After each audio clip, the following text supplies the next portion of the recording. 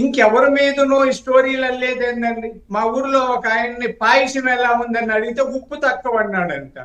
పాయసానికి ఉప్పుకి ఏమి సంబంధం అంటే, నువ్వు బట్టతలకు మోకాటికి ముడేసావు కదా, నేను ఇప్పుడు ఉప్పును గురించి చెప్తానన్నాడు.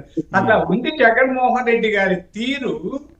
ఆ ఆస్తులు వేరండి, అది అది చట్టబద్ధంగా ఎవరి ఆస్తులు ఇందాక ఉమ్మడి సంపాదన అంటే అవిభాజ్య ఉమ్మడి కుటుంబంలో వచ్చింది అందరికీ ఉంది. సుబ్బారావు గారు చెప్పినట్టు 3 వాటాలు, అది వేరు. ఈ హత్య ప్రజలు అడిగేది నిజాలు కావాలి.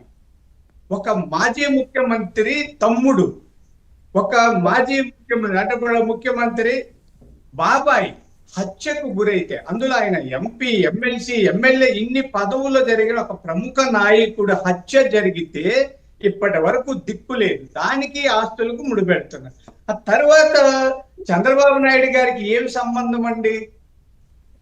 ప్రతిదీ అంటే సార్ పెళ్లి పత్రికలు ఎవరైనా ఇస్తారు. అంటే సార్ మీరు కూడా నారాసుర రక్త చరిత్రను వేసినప్పుడు చూసి చూడనట్టున్నారా? ఇంకా కూడా మరి దాని మీద అంటే కేసు నడుస్తోందా? అది ఎట్లా?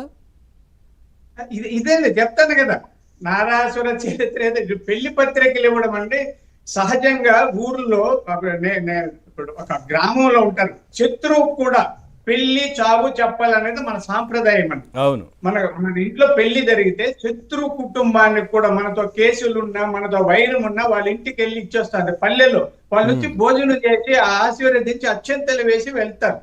కాబట్టి ఆమె ఒక ప్రముఖ నాయకుడుగా, లేకపోతే మాజీ ముఖ్యమంత్రి హోదా ఉన్న గొప్ప వ్యక్తి చంద్రబాబు నాయుడు గారి ఇంటికి వచ్చి పత్రిక ఇచ్చారు. దానికి కుట్ర ఏంటంటే ఎవరెవరికైనా ఇస్తారు, సంస్కారహీనులు ఎవరేమో కానీ సభ్యత సంస్కారం ఉన్న వాళ్ళు ఎవరైనా శత్రువుకు కూడా పెళ్లి పత్రిక ఇస్తారు. ఏదైనా శుభాకాంక్షలు తెలుపడము, పత్రికలు ఇవ్వడం ఇదంతా కామన్ కదా సార్. ఇప్పుడు గతంలో జగన్మోహన్ రెడ్డి గారు పుట్టినరోజు సందర్భంలో చంద్రబాబు నాయుడు గారు అసెంబ్లీలో వెళ్ళి విజ్ చేశారు కదా, దగ్గరికి వెళ్ళి కూడా.